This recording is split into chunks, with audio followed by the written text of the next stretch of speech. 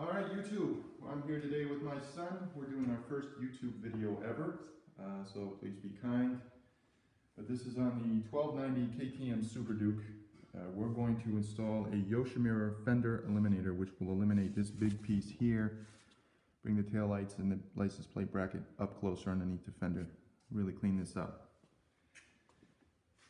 So we ordered the Fender Eliminator kit, the Yoshimura Fender Eliminator kit from Revzilla, and here's what the kit comes with. You get your instructions, you get Yoshimura stickers, you get the quick ties. These two brackets here are to install your turn signals. We're going to reuse the stock turn signals. This is the bracket that will go underneath to clean it up. It comes with there's a 4 LED light license plate illuminator. I've actually already installed this. This is very simple. You made it up to this bracket here. And there are two small screws. These are the 4mm, 6mm button head screws. You get two of those. You can see up here on the instructions. There's the bracket. Here's the LED light indicator and the small screws that we've put in there. So I've actually already done that. And I used a small Allen wrench. I believe we used the 7/64 Allen wrench. You also get the license plate bracket. Then it's going to come with 4 6mm washers. You see those here. You're going to get 6mm nylon locking nuts. That's these here. You're going to get, you get 4 of those. You're going to get 2 of the 6mm by 16mm button head screw. That's these here. You're going to get 2 of the 6mm by 12mm button head screw. That's these here. You're also going to get, cute name, but you're going to get these. They're called butt connectors. This will be, you're going to have to cut your wire, I think, to the stock license plate illuminator, and you're going to mate it up to these wires here. So we'll get to that later in the video. What I've got here is this is a 4mm Allen wrench that will fit into the 6mm button head screws. And then I have a 10mm socket wrench here that I've made it up with these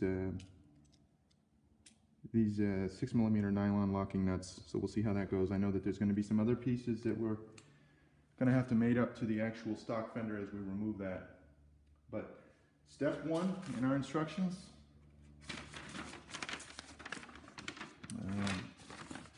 We're going to remove the passenger seat, and then we're going to remove the 8 tapping screws from beneath the stock fender assembly and remove the lower fender cover. We'll show you what that is now.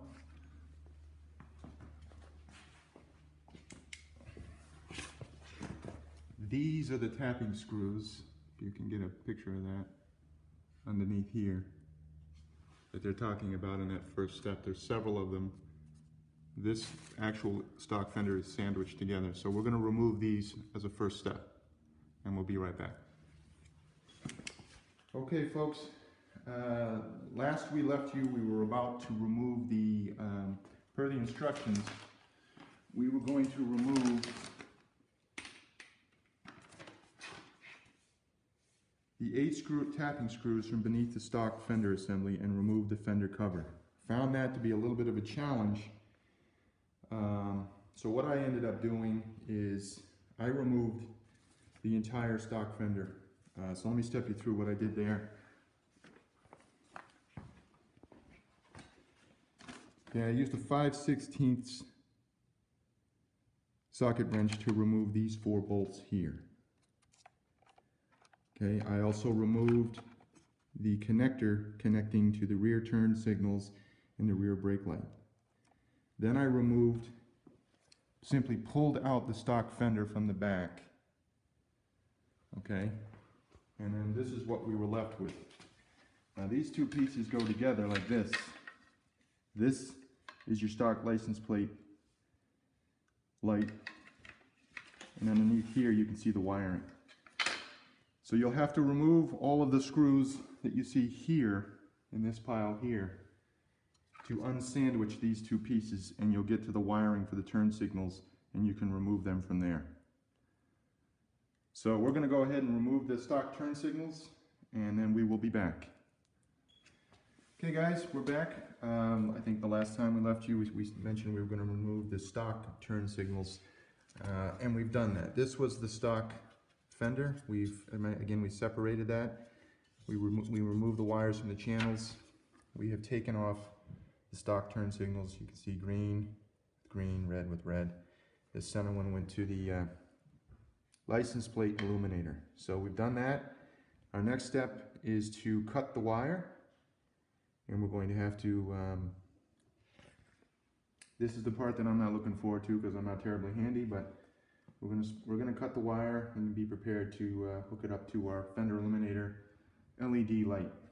So we'll be back and show you what we've done next. All right, guys. So last we spoke, we were going to cut the wire from the stock license plate illuminator. We have done that. Remember, you want to go in at least six inches from the connector. So we've done that. Now what they want us to do is, if you remember, I spoke at the beginning of the video that we put the LED lighting, we connected it to the bracket. So now we're going to connect the butt connectors, cute name, but we're going to connect the butt connectors to put these two pieces together. As the instructions say, yellow will go to red, black yellow will go to black. So we're going to go ahead and do that and connect the butt connectors. Okay guys, we had some technical difficulties with the supplied butt connectors.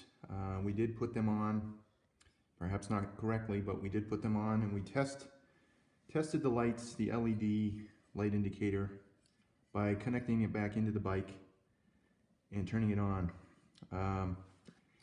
And the LED lights did not come on. So what we've done instead is we went and grabbed some solder and some heat shrink tube, and we connected them to this connector using solder. I've actually put a little electrical tape even over the heat shrink tube, just another precaution, I guess. But so that's on. We've now tested the license plate indicator, and it works. So now we're going to move on to reassembling the Fender Eliminator onto the bike. Okay guys, I just mentioned that we're going to start reassembling the stock Fender Eliminator. I'm probably getting ahead of myself. Pretty excited to see it on, but the next step, according to the instructions, is we're going to install the left and right turn signals onto these brackets here. So these were the stock turn signals that we're now going to install on these brackets. So we'll put that together and we'll be back. Okay, so as the instructions say, we went ahead and we've installed the stock turn signal indicators into the two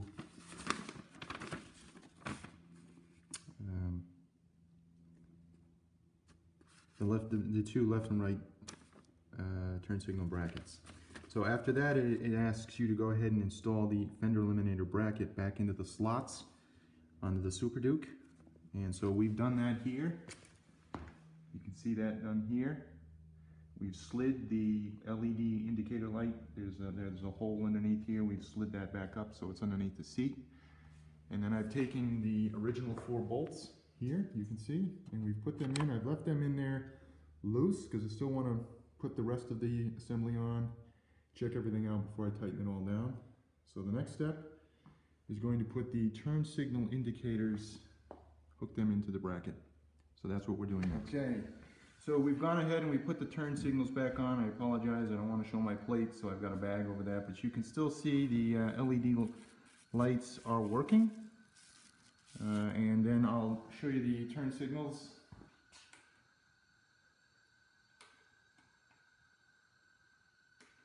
So we're good. I've left all of this kind of loose. I'm now going to go ahead and button it up, and then I'll neaten up the wires under the seat. We'll put the seat back on and we should be good. Okay guys, we are done with the install. It really wasn't too bad. I'm not a very handy guy, and we found our way around this. The instructions weren't bad. The only thing I can say we had issues with were the butt connectors. I see a lot of guys on YouTube preferring to solder, so that's what we went ahead and did. But we're done, and everything's working as it should. So now we're going to go out and enjoy it. I want to say thanks to my son for helping us put together our very first YouTube video. Thanks, guys.